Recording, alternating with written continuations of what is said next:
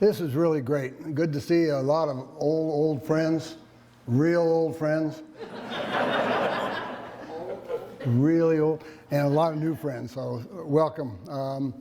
The subject, of course, creek fire is first and foremost in all of our minds, and I'm going to be crying sometime. Because it was near and dear to me, as it was to all of you. But today I'm going to talk about the real science, the facts of the fire itself, and not who started it or was it fought wrong or any of that kind of stuff. But why did that fire do what it did? How did it do it?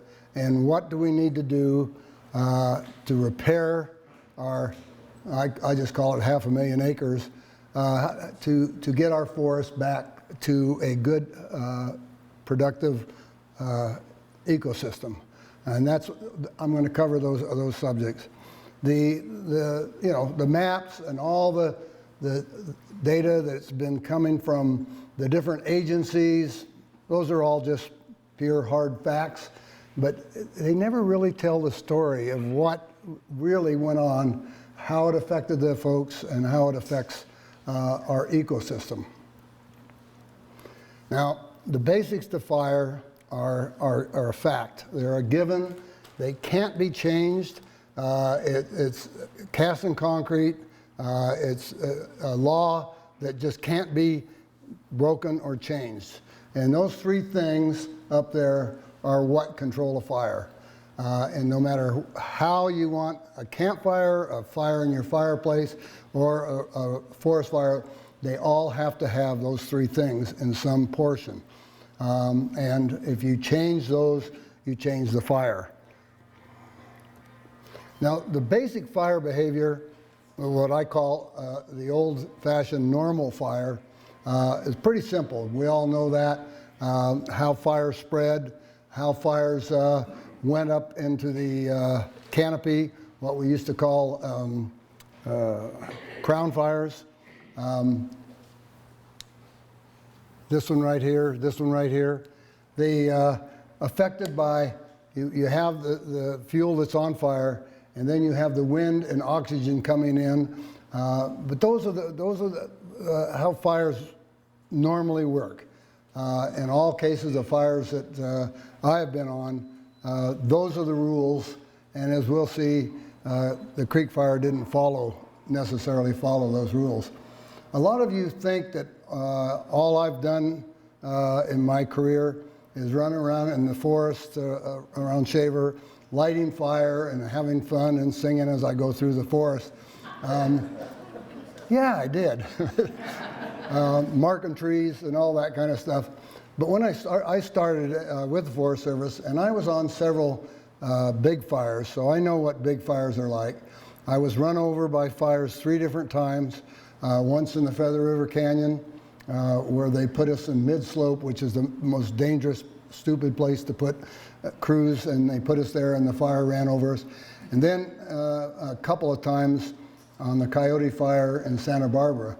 One when Montecito burnt down the first time, and they put us there. We were supposed to help, and it didn't work. And the next day, the fire rolled right over the top of us. It went over 20,000 acres in 20 minutes. It was just a horrendous fire. Those fires, if anybody was around the creek fire or any fire, tremendous roar, almost frightening. The roar is almost as frightening as the fire itself. It's just so loud. But on that Coyote Fire, I had listened to an old-timer right here. A couple of us in the room here worked under him, Frank Crane, and he had told me how to behave on a fire in Southern California because they were different, especially in those days. And I had listened to him. How about that? I listened to him, and I was able to save a crew, and there was a guy, a crew next to us was killed, and 27 guys were put into the hospital on that fire. So fire if you know the three things on the triangle and you listen to old timers, you can not only save lives, you can save yourself. So, two of the sides of the triangle, heat and oxygen, totally controlled by weather. There's nothing that we can do about that. Fires are going to burn hot in the middle of the summer, and they're not going to burn in the middle of winter. That's pretty much a given. The heat, of course, is temperature.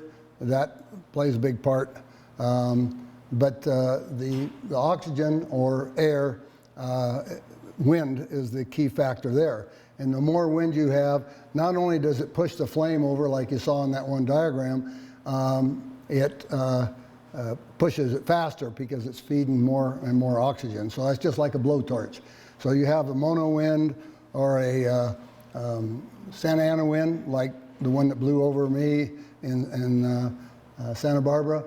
When you have those kinds of winds, that's what happens. The fire just goes right over you. So heat and oxygen, we're not going to change that. What we can do is understand it and be prepared for it. Weather during other fires, I like to compare the creek fire to these other fires because everybody was talking about how hot it was and how dry it was, all those sorts of things. That's what caused the creek fire to do what it did. Well, I looked at the temperatures of during the creek fire. Yeah, it was kind of warm, almost as hot as today. That kind of weather happens every single year. We're all used to it, and especially in September. And these fires, the McGee fire burned 16,000 acres, and it was on Highway 180 and went up over Cherry Gap.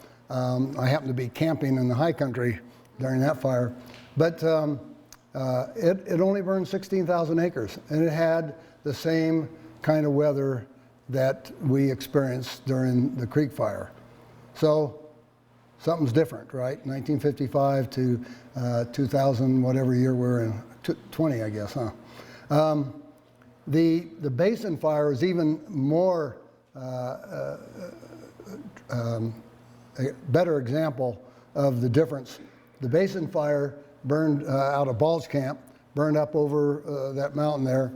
It was over 100 degrees and 5% humidity, 110 degrees and 5% humidity at Trimmer where the fire was.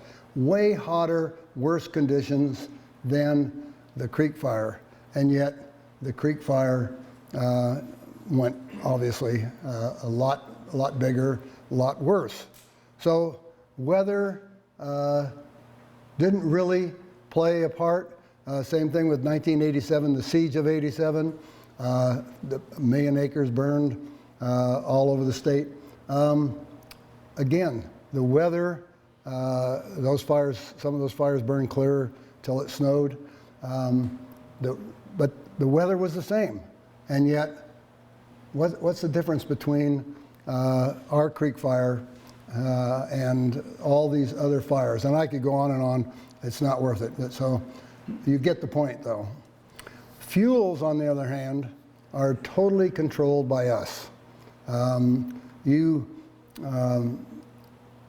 all know that any of you that had a campfire or a fireplace, you all know the more wood you put in, the hotter the fire. I don't know how many of you have put too much wood in your fireplace and then you have to open all the windows because the house gets too dadgum hot.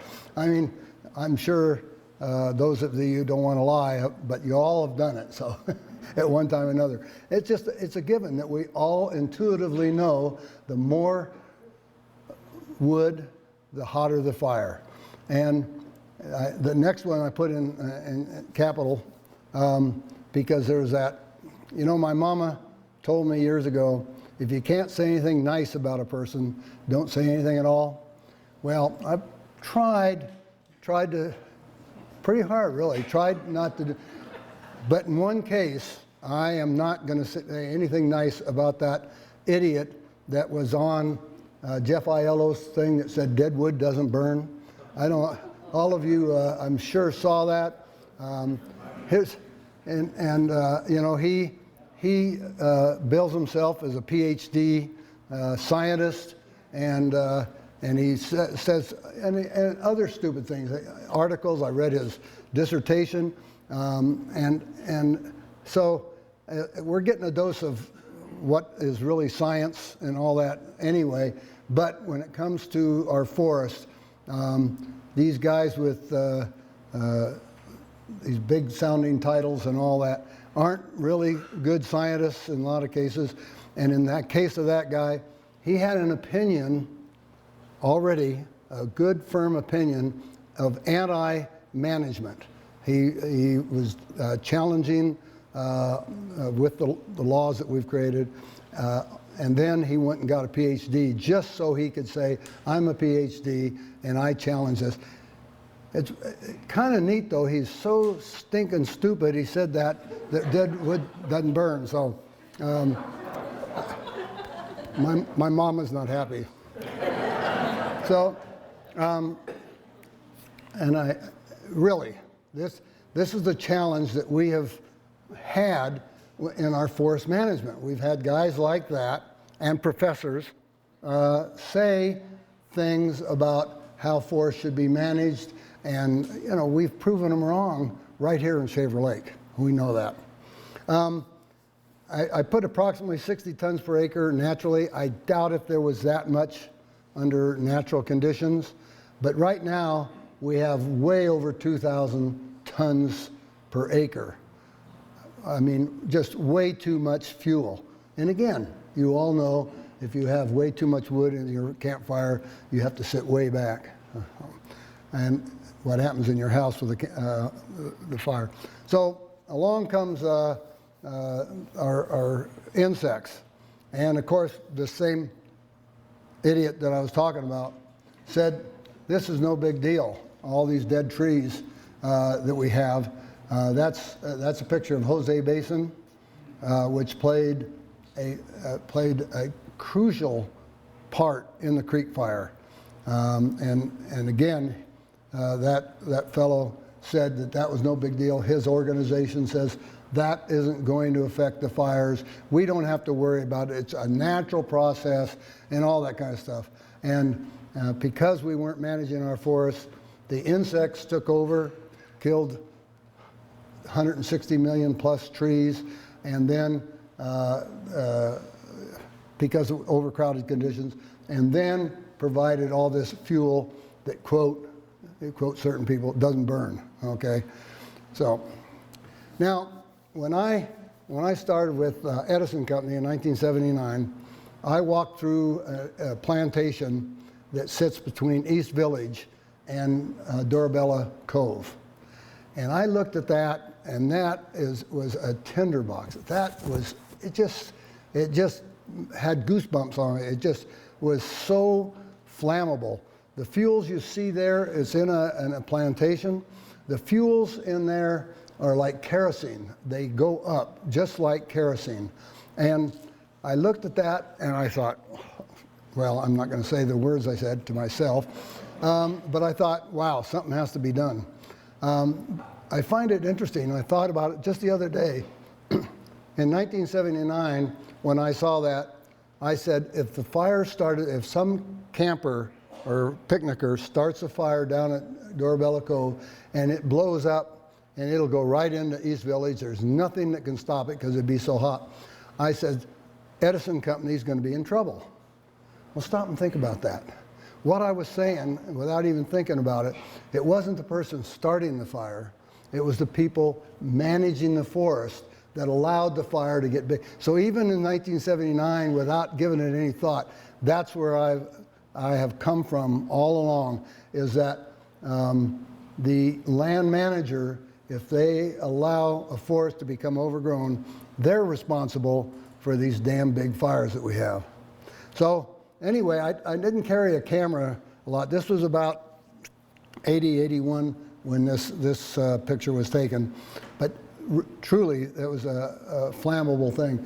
I just dripped a little bit of fire, and look at that explosion. I mean, it just took off like crazy. So here I told you that that Edison would be in trouble if a fire started and then I go start a fire. Well, the difference is, of course, is that I started it when I knew what was going to happen, and a few minutes later, this is what it looked like. And now that plantation is almost a protective strip between the lake and all the picnickers and East Village and all of Shaver Lake. Okay, now we have the creek fire. Now that thing, most of you probably have seen that. I knew intuitively what happened to cause that creek fire to do what it did. But then I thought, I better do a little research because I have so-called friends in the audience back there that will challenge me if I don't know my facts, right? So I wanted to find out the technical aspects of what I intuitively knew that I'd studied since I was at Berkeley in the 50s about fire weather. And so this cloud, I found out, is called a pyrocumulonimbus. Pyrocumulonimbus. Nothing is exactly the same as a thunderstorm, a great big thunderstorm. And it reacts just like a thunderstorm. You may recall for years we had those plane crashes that killed hundreds of people because they would fly in trying to land in a thunderstorm, and the downdrafts would just jam those planes right in the ground. And in one case killed 280 people, others hundreds of people. There was, and he's not here today, John McCarthy headed up the study for the aviation industry and to find out how to identify those. And that's why we haven't heard about those kind of crashes, because they can actually identify cumulonimbus downdrafts. They haven't figured out how to figure out pyrocumulonimbus, but they do know how those downdrafts work. So it was interesting. Here's a bunch of scientists with NASA, and they call these clouds fire-breathing dragon of clouds. And there's a few people, a sister of one that was going up Mammoth Pools here. John Norby went up Mammoth Pool, and he saw and heard lightning coming down and the spot fires and all that kind of stuff, and he experienced it firsthand that the reaction of that cloud when it blew up and headed to Mammoth Pool. So NASA, doing their research, declared that this was the biggest pyrocumulus nimbus, that's a mouthful, try saying that 3 times, folks, was 175,000 acres. Well, they did that from satellite stuff, I guess, but it was declared the largest, and that information came from a document from Canada. These people in Canada were doing some research, and they were citing our creek fire as this the biggest cumulonimbus cloud. So very, very dramatic.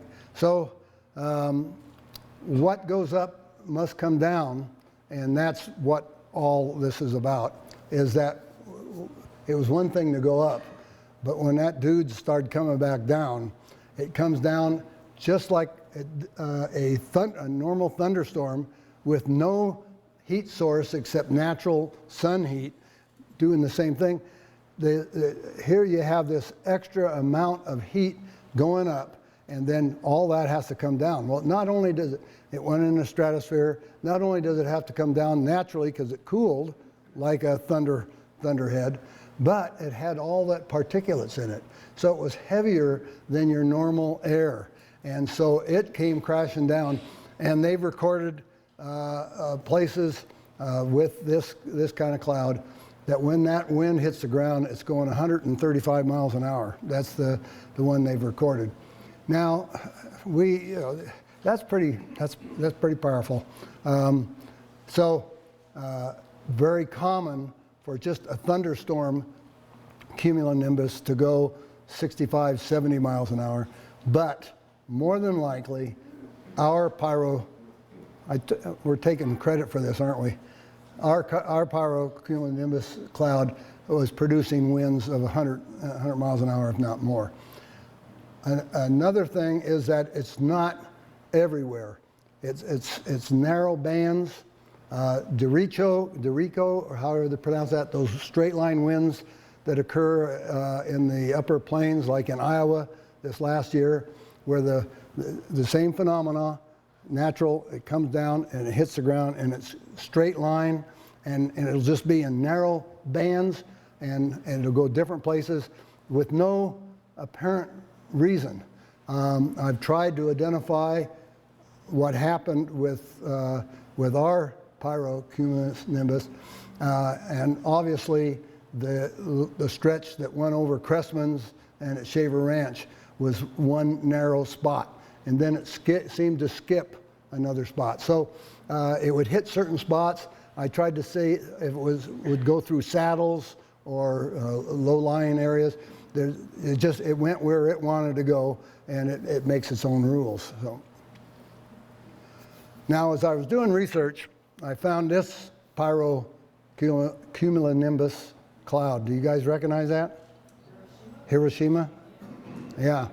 They only identified that cloud there as a pyrocumulonimbus cloud in 2016. Everybody before that time thought that cloud was created by the bomb, but they found out this cloud was created by the heat from all the structures burning that were set on fire from the bomb. So this is determined to be a pyrocumulonimbus cloud. I think they came up with that like in 1999 or something like that, where the researchers have figured out that pyrocumulonimbus are like thunderheads and all that kind of stuff. But it's a new phenomenon, but it obviously has been around. They think the only other fire that could have been bigger with a pyrocumulonimbus like this one was the Peshtigo fire that burned in 1873 or 74 in Wisconsin and the Upper Peninsula. And the reason they were able to go back, of course, is they went back and saw how the trees were laid out. They looked at photographs, and they saw that when that phenomenon the winds came back down, they pushed the trees out in certain ways. So that's how they claim that they don't claim, they think that that's the only other major pyrocumulonimbus cloud. This is another photograph from NASA, and it shows, it had no date on it, but I would guess it's like the third or fourth day of our fire. And you can see, you see the early wind, smoke pattern here, and then you see another smoke pattern, and then you see two structures, I'll call it, of rising cumulonimbus, pyrocumulonimbus structures.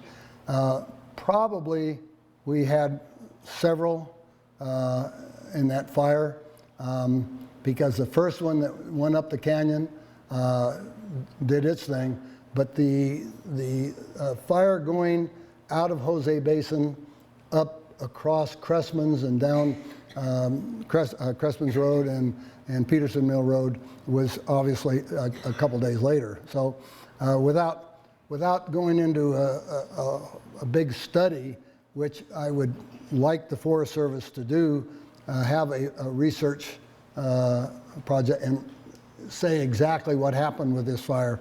I doubt if they'll do that. They can't even tell who started the dadgum thing, much less tell us how it burned. So I'm not going to rely on them.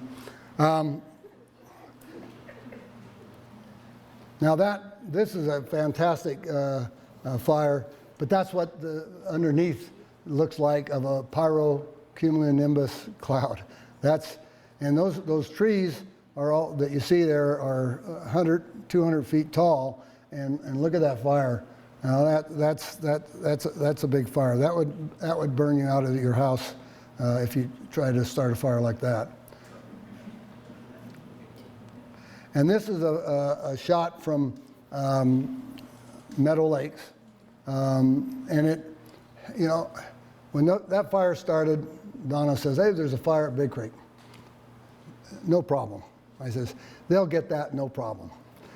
Next morning, she says, "Well, it's 1,000 acres." I says, "No problem. Hey, we have no problem. We don't have to worry about it." And when we're being evacuated, she says, "Well, it's really going big. They're evacuating." I says, "No problem. It'll never get to us." Shows you how much you know about fire, huh? But that's you can see what I like about this shot was you see spot fires out from the main fire here. You start seeing spot fires scattered out, and those spot fires, a large percentage of them, if not all of them, were started by bark coming off those insect-killed trees because it was loose and it was heavy. And Donna, my wife, went around and picked up big chunks all around the museum. It's amazing that we didn't have fire come in here. Well, we did. We had a fire right up on the hill here that they were able to get. But that bark, the dead trees, were responsible for these spot fires. The furthest one out I've heard about it was 8 miles. So a fuel break isn't going to help you, folks. You know, fuel break 300 feet wide is not going to stop the fire when it's going out there 8 miles. Only good forest management. This is a couple shots real quick of a backfire, and I like to show that one because that guy just throwing fire out there. He's shooting. How much fun is that? You know, he's just going around just creating this huge fire. For years, when I was doing my burning, I'd have to walk around with that damn heavy drip torch, and I'd have to go to individual places, and I always thought, man, it would be neat. I'd just shoot. Well, that wouldn't have done the job right. It would have just scattered fire out there, and when you're doing prescribed fire, you have to be a little more use a little more finesse than just shooting it with that gun there. But even that so-called backfire got pretty hot, and that's the hillside you see right here. That's 168.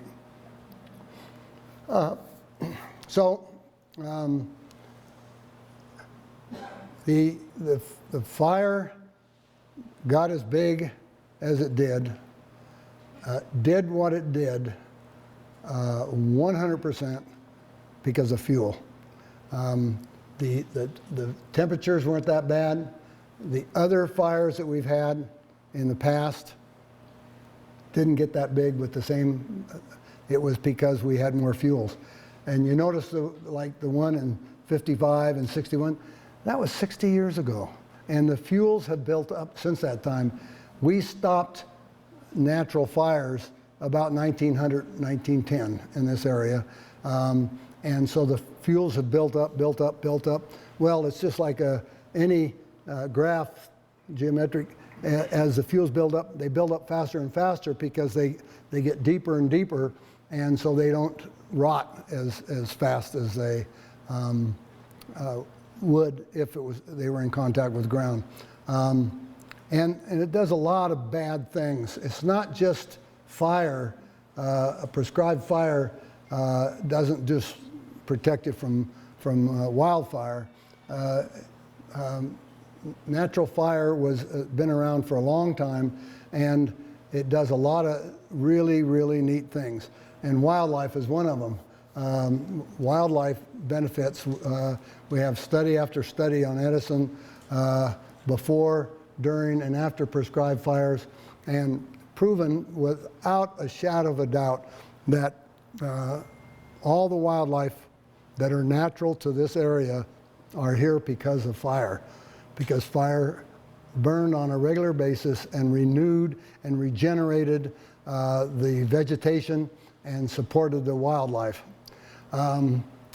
So that's certainly not the case today. Now we have, and I rounded off, but we have 500,000 acres of drastically reduced wildlife. It's just, there's no question. This fire, I wasn't able to download some of the information I got. Jeff Praney, the wildlife biologist at Edison, jumped right on it. Not like some of the federal and state agencies that have to, well, I'm not going to go into that. Jeff jumped right on it and established transects out in the burned areas and studied to see what was happening with our wildlife, because we're all, I know every one of you are concerned with our birds and the bees and the bears, and we're all very concerned. And so he wanted to get a handle on it. Right now, I mean, right after the fire, he started doing his surveys. And you see the detail in that. So even if I was able to put it on the screen, you would go cross-eyed looking at all this stuff. But I challenged him to estimate how many, and I'll call them homes, how many homes were destroyed in this fire, and nest or hollowed out tree or whatever. And a minimum of over 3 million nests were destroyed in the fire. The habitat obviously drastically changed. So he wanted to find out just what was the future was going to be, the near future, and then try and interpolate and see what was going to happen to our wildlife in the future. And he, like on the screen, you see, which ones are going to come back, when they're going to come back. You all have that question in your mind. You want to throttle somebody and say, when are my bluebirds coming back, or whatever. You all have favorite birds. Mine's a chickadee. So we all have those favorite birds and favorite animals and everything else, and we all have that question. So that's what Jeff is trying to do. And he's finding out some amazing things. First of all, as we all know, is wildlife is fairly resilient. And not like, they're not whiner criers like we humans. They figure it out. And some birds that, ground nesters obviously are impacted the most, and that showed up in his surveys. But even some ground nesters and semi-ground nesters are figuring out how to build a nest that where they wouldn't normally build those nests.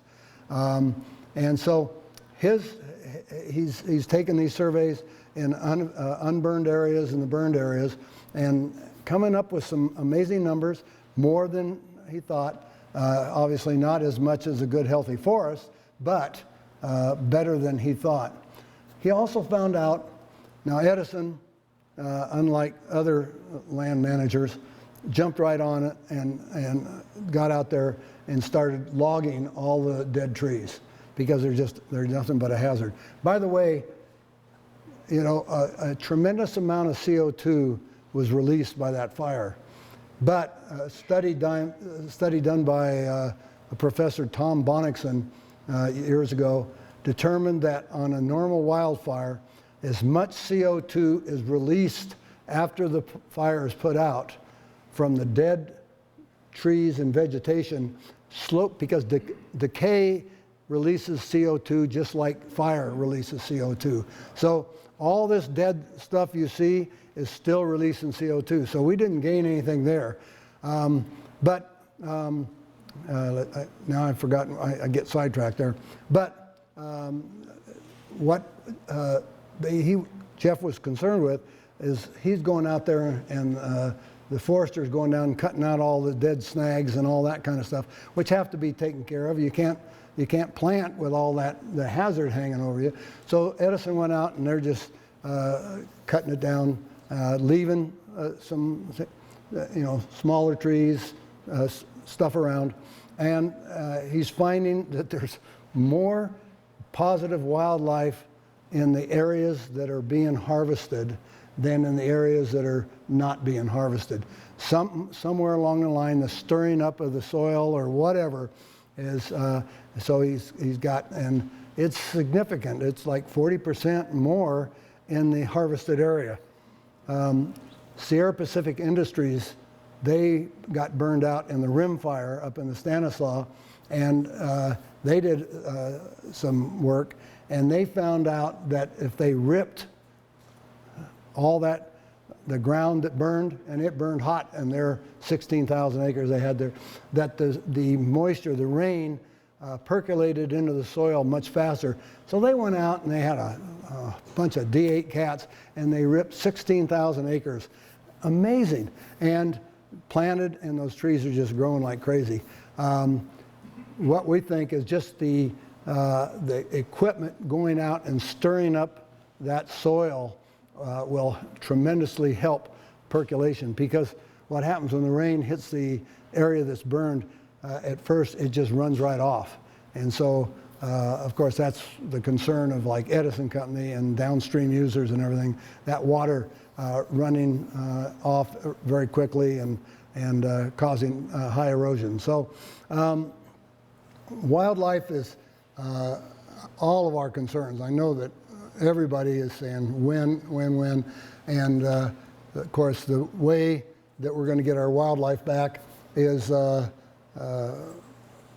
if we get our forests back. That's that bottom line. And water, I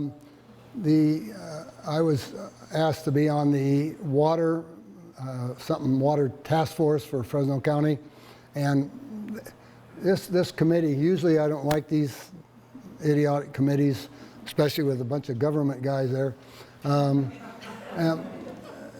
This group, this little task force, really jumped on and did a lot of things right. I mean, they really jumped on it. And unfortunately, we had a very poor rain year, so we didn't get to test all the things that we put in place. We, the task force, Southern California Edison, of course, are the first and the ones to be harmed, because that water coming off a burned area will just chew up the bearings and all the stuff in hydro, so they can't even generate electricity with water coming off a burned area. So almost 100% of the land that was burned produces water for Southern California Edison. So they were in really a world of hurt. And they did a phenomenal job. The county did a wonderful job. They really jumped on it, and we've gotten rainfall alerts, and they're still doing a great job.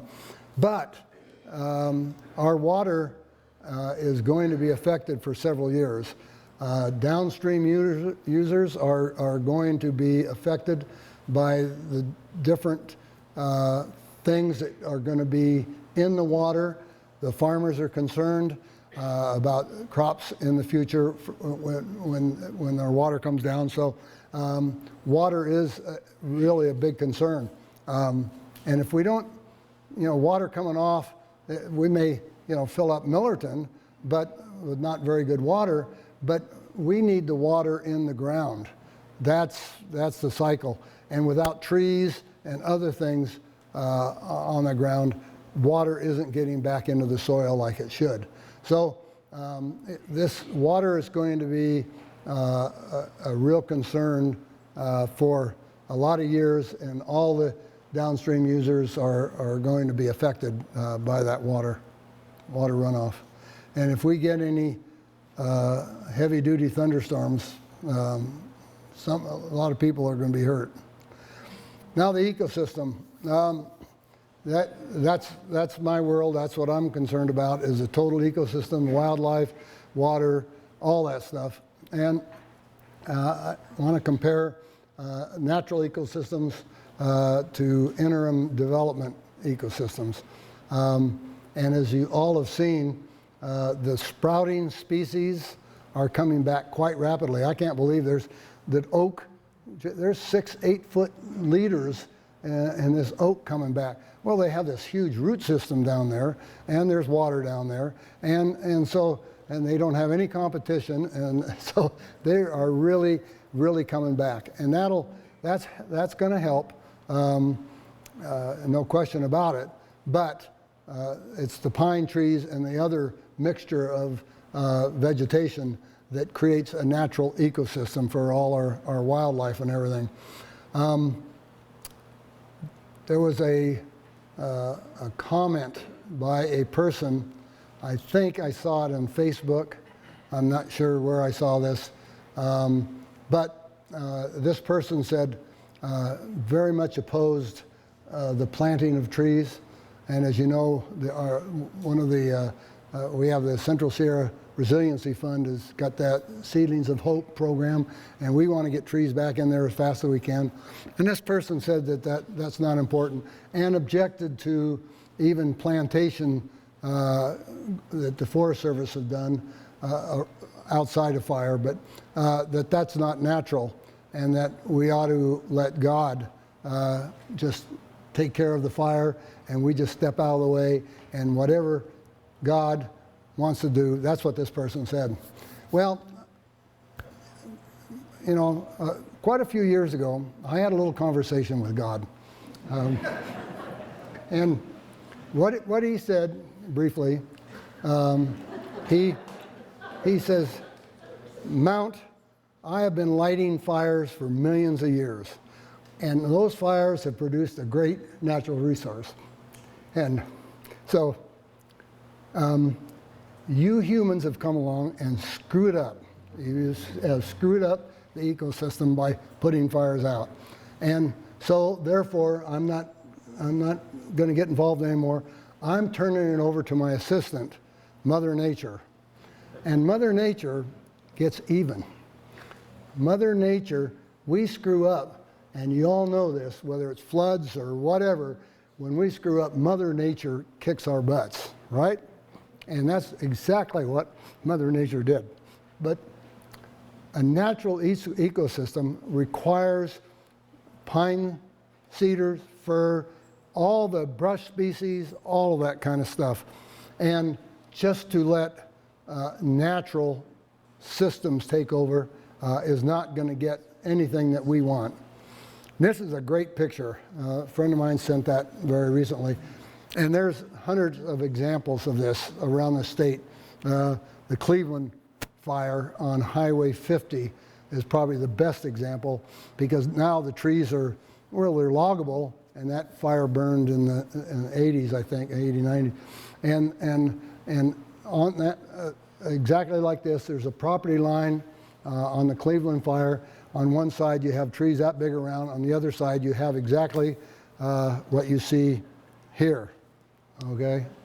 And that's if we let God take over. Now, that will come back. And I, teaching a natural resources class, I always challenged the students to figure out how long it would take a 5,000 acre burn to re-establish itself if we left it strictly to natural conditions and didn't come back in. And I gave them the parameters of how fast seed would move and everything else. And the answer was 1,000 years, just on 5,000 acres. 1,000 years. Now, I'm going to be around a while, but it's probably not going to be 1,000 years. Well, you can imagine what's going to happen on the creek fire. What's neat about this, like I say, it was sent to me by a friend just a few days ago. Neat thing about this is there's a guy who managed that land, the Red River Forest, who grew up here. He worked for me. His family has a cabin in Huntington, so it makes it even more fun to see this healthy forest coming back on the right, and not anything coming back on the left. So Pete Johnson is the guy's name. Some of you might know Pete. So he may even planted some of those trees. But that's my answer to letting the natural systems, and I hope I didn't offend anybody by saying God or anything. That's tongue in cheek, of course. But letting natural systems reestablish our ecosystem in this area. And it's a complicated ecosystem. I mean, it's from the brush down below Powerhouse 3, clear up to Edison and above Lake Edison. A lot of different kinds of vegetation, a lot of wildlife species. So it's not simple. But we have to, as a community, we need to get our forests that we drive through, we live in, back to a natural system. And the problem, of course, is we're surrounded by public lands administered by the Forest Service. And that's a political statement, by the way. And working with them is difficult, but the Resiliency Fund is working as hard as we can to help fund them, help move them along, to get our forest back. But you know, most of that area burned is national forest. Air quality. I left that for last because I don't know that people in Fresno and up here really realize how bad the air was on that period of time. It was really, really, really bad. And being a guy who's lit a lot of fires, I've breathed smoke a lot over the years, a lot of smoke. And I was being evacuated. We were in Fresno, and I walked every morning. That air was really, really bad. Couldn't even see the sun in Fresno, as you in Fresno know. The smoke was worse because it burned so much hotter because of the fuel and the different things that put so much more particulates into the air, and so it was worse for you and for those that lived in Fresno and the whole area.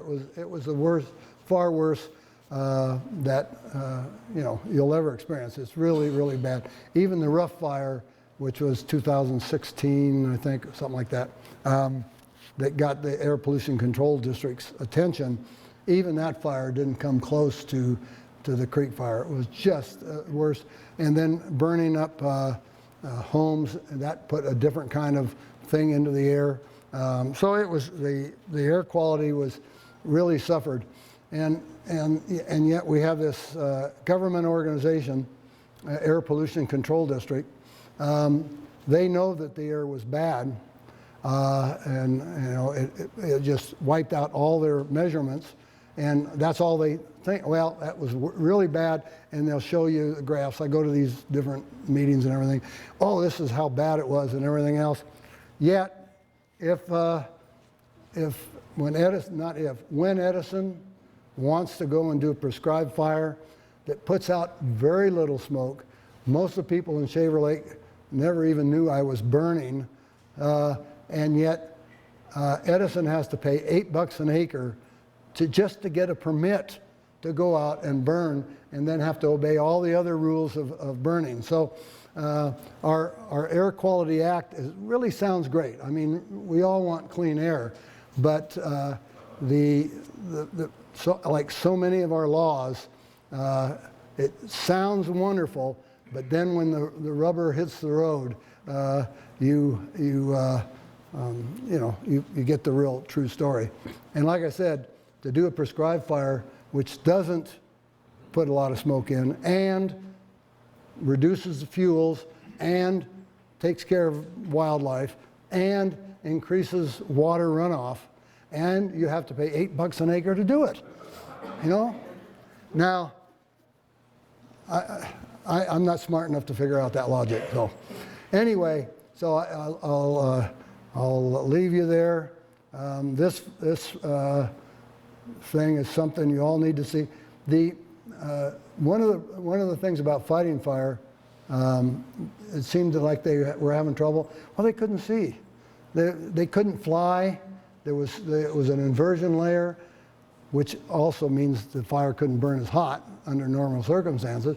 So there was an inversion. The smoke was down here. The firefighters actually, in some cases, lost track of where the fire was. The smoke was so bad, and you all had to breathe it.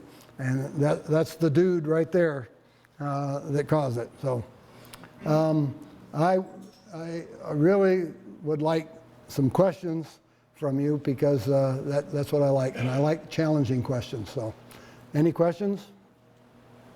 Yes, sir. Two questions. First, there's going to be a special September 30th on PBS Channel 18 about the Creek Fire. Are you a part of any of that? Yes. Yeah, Jeff Aiello is the one putting that on, and he did a lot of filming. For 2.5 hours, I had to answer his questions, and then he also put on the idiot that I talked about. My mama is not happy with me, but he will also be on that, and it's a 2-hour special, not until September 30th, something like that. So no, Jeff did a great job, and I'm really looking forward to it. And I hope, because we had some really great question and answers time. So I hope he puts more of me in on that, and especially if I can go head to head to the you-know-who. And the second question is, in 2017, there was a fire right behind the Music Creek track area. Right. Was that in any way helpful by reducing the fuel because of that fire from allowing the fire to come over the ridge? Absolutely, it did. And that, one thing I didn't get into is this fire, if you really look at it, burned in several ways. When it blew across Cressman Store and that area, it was being pushed by the downdraft of but there's other areas in where it came up behind the community center, that burned like the normal fire, the first graph or the pictures I showed you. And it definitely, when it hit any fire, when it hits an area that has no fuel, reduce it. And so it hit there, and there's also a fuel break that ran from clear down at the scales all the way across Stevenson Mountain, and that was there. And Ryan Stewart took me out and showed me where that fire burned. It was a normal fire, just burned uphill and hot, but not blown by those tremendous winds. But there's no question. That has been proven almost on every fire that's burned. Why aren't the scientists and the legislators looking at this? I mean, almost daily, I'm getting stuff off the internet saying the fire, the bootleg fire in Oregon, big deal. It burned up to where they had done prescribed fire, and then stopped, went around it, and then continued on. Every case, whether it's the Wallow fire in Arizona, the Cone fire, I mean, almost every single fire runs up against the same thing. And is there anybody listening? It's just, Any other? Yes? So you made the case that, or I think you made the case that the weather at the time of the Creek Fire wasn't really exceptional compared to previous fires. But how does the drought situation figure? It's interesting now. The drought situation definitely affects fire behavior at the beginning, end of the season. This fire was in September. So all of the things that were happening have happened just like that every September. Those other fires I quoted. So the heavier fuels take longer to dry out. So there probably was a significant, not significant, there was an increased dryness to the forest just because we had no significant rainfall. However, we had what I thought for normal tree growth on a managed forest, we actually had enough rainfall if you manage the forest and that. But having all this crap on the ground and too many trees acerbates that lack of rain. Yeah, no question. Yes, sir. Not a question, but a statement. We're logging section 16 for the Forest Service now. We have to leave 12 of the biggest trees per acre for snag reduction. And sometimes there's only 20 trees per acre. What do you think about that, John? Well, I was going to try and avoid it, but it amazes me. Here you have a forest that's totally burnt over.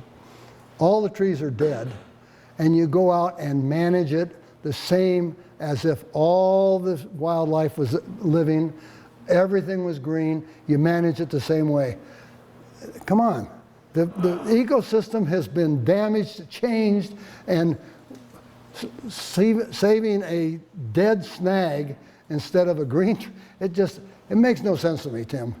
It makes no sense. And you led me into that. You led me into that. You owe me a beer for that. Any other questions? Well, I hope you guys, excuse me. Has there been, excuse me, has there been an increase in the thinking as far as forest management, like the controlled burns, or is it pretty limited at this point? It's an amazing phenomenon. Everybody, my old friends come up and say, "Geez, Mount, you really now you can go out there and people are listening to you for a change," which is true. They're paying attention. The last couple of years, that isn't changing things one iota. If every one of you went out and wrote letters and everything else, it's not going to change anything unless we change the laws. And we have NEPA, National Environmental Policy Act. That is my most hated act because it's a process act and it has nothing to do, it sounds like it protecting birds and water and all that kind of stuff, but it has nothing to do with actually getting the right things done on the ground. It's strictly a process. And the lawsuits you hear about, the Forest Service wants to do something and somebody files a lawsuit, almost all of those, the lawsuit reads, the Forest Service failed to follow NEPA rules. Not that the animal was endangered, not that a tree was endangered, but the Forest Service failed to follow the rules. So if you have that along with Environmental Protection Act, the Clean Water Act, the Clean Air, all of those, we have those in place, everything can be stopped on process. It doesn't even have to have, they don't have to prove that there's not enough fishers. They don't have to prove anything. All they have to say, you prove it. And so then the Forest Service or whoever, private landowners to have to go back and spend thousands, if not millions of dollars proving something, and then they say, well, it doesn't make any difference, you proved it, but you didn't follow the letter of the law. So in this case, being right doesn't help until we change those laws, really. Great presentation today, by the way. Oh, thank you. Two quick questions. So, have there been projections of what percentage of the population of the animals and the wildlife were just destroyed by the fire? And then secondly, we've noticed water flow differences where we've had creeks before, there are no longer creeks. And near town, we're using creek. So are there changes? Is it just because it's so dry and the water, everything's absorbing into the ground? Does the change of runoff to more rapid, trees and vegetation? Or the other thing I thought of is there bulldozing that took place that could have misdirected some of that water? The dynamics of water flow are being changed drastically, and it's interesting to see. But we're overlaying a dry year with reduction in vegetation. So we're not seeing the true phenomenon of reducing vegetation. I have proven beyond a shadow of a doubt in my harvesting operations on Edison lands, if I found a little seep and I cut a few more trees around that seep, above that seep, the next spring that seep was significantly bigger by reducing the amount of vegetation sucking water out of the ground.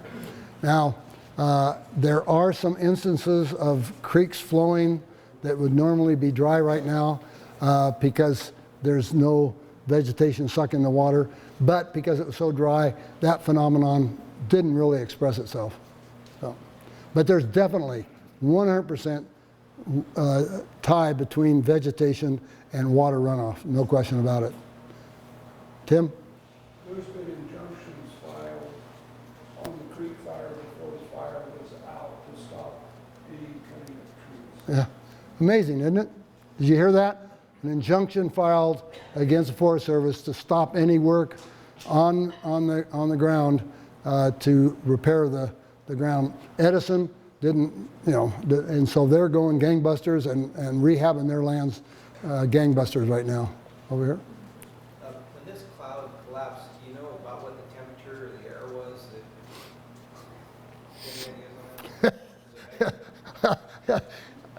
I have it on good authority. It was hotter than hell.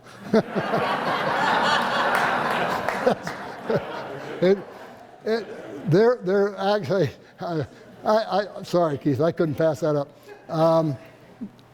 I did read in my research that they have said that the temperatures on these fires are, they're so hot they melt things that normally don't get melted, so like 2,000 degrees, it gets pretty damned hot. It really does. So. Seems like in addition to the three things you said about fires that are always constant, there's a couple other things. Number one is they generally start out small before they get big. And the government is pretty good at wasting our money. Has anybody ever put serious proposals together of buying 50 or 100 of those DC-10s that can drop 100,000 gallons, and when a fire is small, go and drown the crap out of it before it gets big? You're paying for that right now. You're paying for it big time because that's exactly what is happening in California. Which part? California, CAL FIRE has gotten literally billions of dollars to build up their firefighting forces. They're buying more airplanes, but they still, when you have the right conditions, it just goes. That the cure is getting rid of the fuels ahead of time, not trying to put the damn thing out after it starts. Yeah. So, another hand I saw. We're getting pretty. You didn't state the old policy of the Forest Service on a fire should be out by 10 a.m. the day after it was discovered. I thought we had didn't we have a rule? Harry, isn't there a rule that out-of-state people can't ask questions? Yes. I did not mention that. And that rule still applies. If you didn't hear that, the Forest Service says that all fires have to be put out, and they changed it from 10 o'clock to burn period. The rule is exactly like you were saying, though. Their law, their rules is that if a fire starts, it is supposed to be out by the next day, the next burn period, 10 o'clock, whatever you want to say. That's in their rules. And so it used to be that the dispatcher would say, okay, engine 3-2, you roll. Now they push a button, and not only does engine 3-2, but engine 3-4, 3-6, airplanes, they all roll immediately on that. And not only do they do that, when you push the button, not only do that, then when engine 5-6 from up in Central California moves, another engine has to replace that. So when they push a button based on that rule to get on top of it, all of those costs are figured in. And it's just a roll on a fire that's a campfire size or even a false alarm can cost $10,000, $15,000 if they don't even, just because the way they have it now, their dispatch is they push a button and everything starts in motion.